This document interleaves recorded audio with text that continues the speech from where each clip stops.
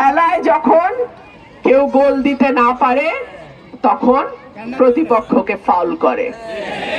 এই ফাউল যাতে সরাইলের মাটিতে না হয় সেই দিকে আপনাদের সজাগ থাকতে হবে। আমার মিডিয়ার ভাইদেরকে আমি অনুরোধ করব, আপনারা সুখে দুঃখে বিপদে আপদে গত 15 বছর আমার পাশে ছিলেন, আমরা একসঙ্গে কাজ করেছি। আপনাদের কাছে অনুরোধ থাকবে, আপনারা বসুন্ধরা ডায়াপেন্ট এখন আরো উন্নত। এই হট এয়ার থ্রো টপশিট দ্রুত শোষণ করে সোনামণিকে দেয় কোমল অনুভূতি।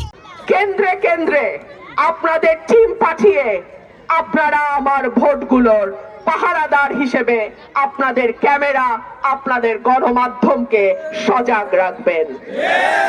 আপনাদের কাছে আমার অনুরোধ থাকবে, বিদেশি পর্যবেক্ষকদের নজর এই এলাকায় আছে, এই আসনে আছে। আমি ঢাকায় ইউরোপিয়ান ইউনিয়নের পর্যবেক্ষকদের সঙ্গে বৈঠক করেছি। আজকে তারা এসেছিলেন সরাইলে, আমার বাসা শাহবাজপুরে তারা বসেছেন, আমার সঙ্গে প্রায় ঘন্টা খানেক তাদের আলাপ হয়েছে।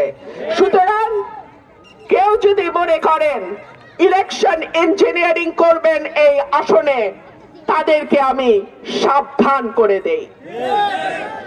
একই সঙ্গে এই কথাও মনে করিয়ে দেই, কোন দল যাতে আগাম মনে না করে যে তারাই সরকার গঠন করতে যাচ্ছে এবং পুলিশ প্রশাসন তাদের অনুগত হতে বাধ্য। কোন দল যেন এই ভুল না করে। 12 তারিখের ভোট পুরো রাজনীতির চেহারাও পাল্টে দিতে পারে।